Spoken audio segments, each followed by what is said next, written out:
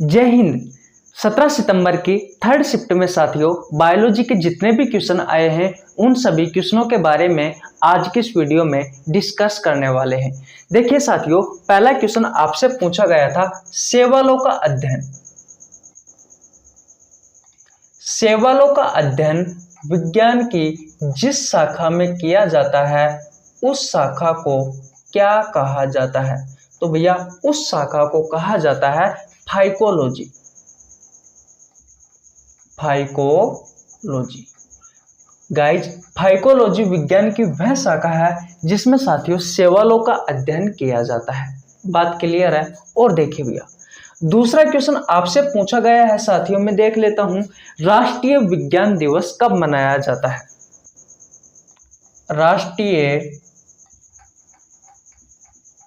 विज्ञान दिवस, तो भैया राष्ट्रीय विज्ञान दिवस मनाया जाता है 28 फरवरी को। बात क्लियर है? और देखिए भैया, तीसरा क्वेश्चन आपसे पूछा गया है कि लिंग निर्धारक गुणसूत्र किसे कहा जाता है? लिंग निर्धारक गुणसूत्र, लिंग निर्धारक गुणसूत्र। आपको पता है साथियों, जो गुणसूत्र होते हैं वो भैया 23 जोड़ी होते हैं। और गुणसूत्र साथियों दो प्रकार के होते हैं, एक होता है ऑटोसोम्स और एक होता है साथियों एलोसोम्स। ऑटोसोम्स होते हैं साथियों, ये होते हैं भैया 22 जोड़ी और ये होते हैं साथियों 1 जोड़ी। यानी अगर लड़का होगा साथियों तो भैया लड़का में X और Y होगा, और अगर भैया लड़की होगी तो लड़की में X और X होगी। यानी कि अगर कोई लड़का है साथियों तो लड़के में जो गुणसूत्र होगा वो होगा 44 प्लस में XY, और साथियों अगर कोई लड़की है तो लड़की में होगा 44 प्लस में XX। तो लिंग निर्धारक गुणसूत्र कौन से हुए साथियों? एलोसोम्स। एलोसोम्स हुए साथियों, ये 1 जोड़ी होते हैं, लड़का है तो उसमें ये होंगे, लड़की है तो उसमें ये होंगे। ये होते हैं भैया एलोसोम्स, लिंग निर्धारक गुणसूत्र। तीसरा क्वेश्चन समझ में आ गया। चौथा क्वेश्चन देखिए, चौथा क्वेश्चन आपसे पूछा है कि पित्रस का निर्माण होता है बाइल जूस। तो याद रखना साथियों, इस पित्रस का निर्माण होता है भैया लीवर में। मैंने बहुत बार करवाया है। और जमा कहां जाकर होता है? ये पित्ताशय में। और कार्य करता है साथियों छोटी आंत में जाकर के। अगला क्वेश्चन देखिए साथियों, अगला क्वेश्चन आपसे पूछा है भैया रेलवे ग्रुप डी में कि मलेरिया के इलाज के लिए कौन सी दवाई उपयोग में ली जाती है? मलेरिया के लिए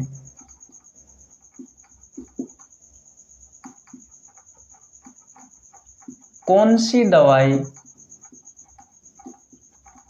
उपयोग में ली जाती है? तो भैया आप सभी को पता होगा कुनिन उपयोग में ली जाती है। ये साथियों सिनकोना की छाल से प्राप्त होती है। सिनकोना की छाल से प्राप्त होती है। दिख रहा है? हाँ भैया। और क्वेश्चन क्या पूछा है आपसे? और क्वेश्चन पूछा है साथियों कि ऊंट का गर्भ अवधि काल कितना होता है? ऊंट का गर्भावधि काल तो कितना होता है साथियों? 13 से 15 माह होता है। ये क्वेश्चन आपसे पूछा है। कभी साथियों आपसे हाथी का गर्भावधि काल भी पूछा जा सकता है। तो याद रखना साथियों, ये होता है भैया 18 से लेकर के 22 माह तक। 20 से 22 भी आप लिख सकते हो। बात क्लियर है? 20 से 22 माह भी आप लिख सकते हो, ये सटीक होगा। ऑप्शन में ये भी आ सकता है 18 से 22। तो बोलो, ये सभी क्वेश्चन आपको समझ में आए? ओके भैया। इसके अलावा साथियों मैंने लगभग 1 से 1.5 घंटे तक रिसर्च की थी, उसके बाद में ही साथियों मैं ये क्वेश्चन लेके आया हूँ। एक क्वेश्चन और पूछा है भैया कि अग्नाशय रस में एक एंजाइम पाया जाता है। पहले मैं मिटा देता हूँ, उसके बाद में चर्चा करते हैं।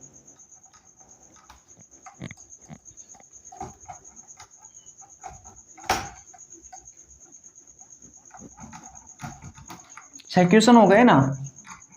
ये जो साथियों जितने भी मैं क्वेश्चन करवा रहा हूँ आपको, ये सभी क्वेश्चन किसी न किसी क्या थर्ड शिफ्ट में पूछे गए हैं। हो सकता है साथियों एक दो क्वेश्चन पहली शिफ्ट और दूसरी शिफ्ट का भी हो, लेकिन मुख्यतः जितने भी क्वेश्चन करवा रहा हूँ साथियों सभी भैया थर्ड शिफ्ट में पूछे गए बायोलॉजी के क्वेश्चन है।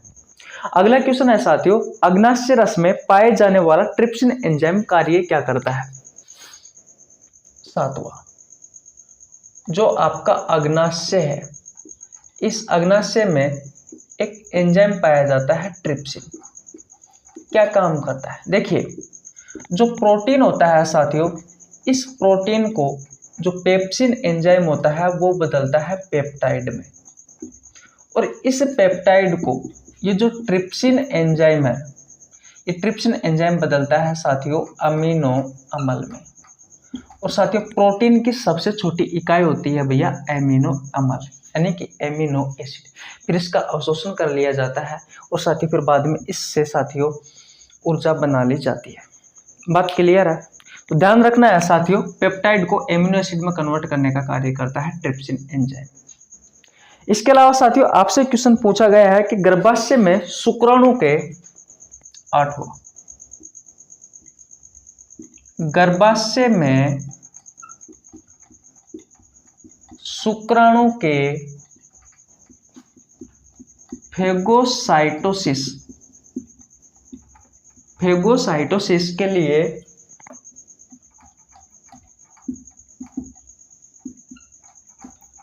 कौन सा उपकरण जिम्मेदार है।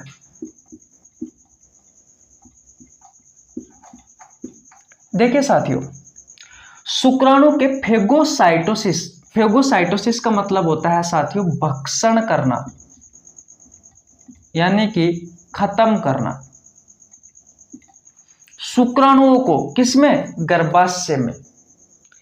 तो भैया ये क्या करता है, ऐसा आपको उपकरण का नाम बताना है साथियों जो भैया शुक्राणु को खत्म कर दे, यानी कि साथियों शुक्राणुओं की जो रेट होती है निषेचन करने के लिए वो भैया 60% होनी चाहिए। लेकिन एक ऐसा उपकरण होता है साथियों कॉपर टी, ये क्या करता है भैया, जो शुक्राणु होते हैं उन शुक्राणु की जो निषेचन की दर है साथियों, इस दर को घटा देता है। तो आपसे इस उपकरण का नाम पूछा है, तो इसका राइट आंसर होगा साथियों कॉपर टी। बात आपको समझ में आई। ये कॉपर टी क्या करता है, शुक्राणुओं के जो निषेचन की दर होती है साथियों इसको कम कर देता है, जिसके कारण फर्टिलाइजेशन की प्रक्रिया नहीं हो पाती साथियों। बस यही कारण है साथियों एक, जो कि आपसे क्वेश्चन पूछा गया है। बात समझ में आ गई। इसके अलावा साथियों 2 क्वेश्चन हो रहा है, कौन सी कोशिका अपना आकार बदल सकती है। 9वां क्वेश्चन क्या है साथियों कि भैया ऐसी कौन सी कोशिका है साथियों जो अपना आकार बदल सकती है। तो आप सभी को पता है कि आपका जो ब्लड होता है साथियों, इस ब्लड में भैया आरबीसी, डब्ल्यूबीसी और जो प्लेटलेट्स है ये होती है। आरबीसी का आकार साथियों द्विअवतलाकार होता है, आपने पढ़ा होगा। लेकिन भैया जो डब्ल्यूबीसी है, इस डब्ल्यूबीसी का आकार होता है अनिश्चित, यानी कोई निश्चित नहीं होता। तो कहने का मतलब हमारा जो राइट आंसर होगा साथियों वो होगा डब्ल्यूबीसी, क्योंकि जो डब्ल्यूबीसी होती है साथियों ये क्या करती है, अपना आकार बदल सकती है। बोलो ये क्वेश्चन आपको समझ में आया या नहीं आया? बोलो आया या नहीं आया? एक ये क्वेश्चन आया था। और लास्ट एंड फाइनल साथियों हम बात करते हैं क्वेश्चन नंबर 10 की। ये क्वेश्चन आपसे पूछा गया था साथियों कि निम्नलिखित में से कौन सा, मैं लिख ही देता हूं साथियों कि निम्नलिखित में, क्योंकि थोड़ा सा क्वेश्चन है, थोड़ा घुमाया हुआ क्वेश्चन है साथियों। क्वेश्चन क्या कहता है कि निम्नलिखित में से कौन वृक्क नलिका में निस्यंद से पूरी तरह से पुनः अवशोषित हो जाता है। और आपके ऑप्शन है साथियों, ऑप्शन नंबर 1 है यूरिया, ऑप्शन नंबर बी है यूरिक अम्ल, और ऑप्शन नंबर 3 है साथियों लवण है जल, और ऑप्शन नंबर 4 है ग्लूकोज। तो साथियों इस क्वेश्चन का राइट आंसर होगा भैया 4। आपसे पूछा है कि ऐसा कौन सा साथियों निस्यंद है जो भैया पूरी तरीके से पुनः अवशोषित हो जाता है। तो भैया ग्लूकोज पूरी तरीके से पुनः अवशोषित हो जाता है, क्योंकि आपको पता है कि आपका जो ब्लड होता है साथियों, ब्लड में बहुत सारी चीज होती है, जैसे कि क्रिएटिनिन है, यूरिया है, यूरिक अम्ल है, ग्लूकोज है, विटामिन है, एमिनो एसिड है, ये बहुत सारी चीजें होती है। तो साथियों इनको फिल्टर करने के लिए आपको पता है जो किडनी होती है साथियों, वो किडनी इन सभी का फिल्टर करती है। तो साथियों इनमें से जो ग्लूकोज एक ऐसा है साथियों जिसका पूरी तरीके से पुनः अवशोषण हो जाता है। तो भैया इस क्वेश्चन का राइट आंसर आपका ऑप्शन नंबर डी होगा, यानी कि ग्लूकोज होगा। ये ऐसे क्वेश्चन है साथियों 10 जो आपसे भैया थर्ड शिफ्ट में पूछे गए। हाँ, हो सकता है कि एक दो क्वेश्चन ऐसा हो साथियों जो आपसे पहली और सेकंड शिफ्ट में पूछा गया हो, क्योंकि भैया ये मैं जो क्वेश्चन लेके आया हूँ साथियों, मैंने 1-1.5 घंटा यूट्यूब पर मेहनत की है और बच्चों से बात की है साथियों। तो मुझे निष्कर्ष ये निकला कि भैया ये ऐसे 10 क्वेश्चन है, यही आपसे थर्ड शिफ्ट में क्वेश्चन पूछे गए। हाँ, ये है कि 17 तारीख को जो भी क्वेश्चन पूछा गया है साथियों, उन्हीं में से ये क्वेश्चन है। तो सभी क्वेश्चन आपके एग्जाम के पॉइंट ऑफ व्यू से इंपॉर्टेंट है, अच्छे से इनका रिवीजन कर लीजिए, अच्छे से पढ़ लीजिए, आगे आपके शिफ्ट में भी पूछे जा सकते हैं। तो मिलते हैं किसी नेक्स्ट वीडियो में, तब तक के लिए जय हिंद जय भारत। स्क्रीनशॉट नहीं लिया है तो स्क्रीनशॉट ले लीजिए।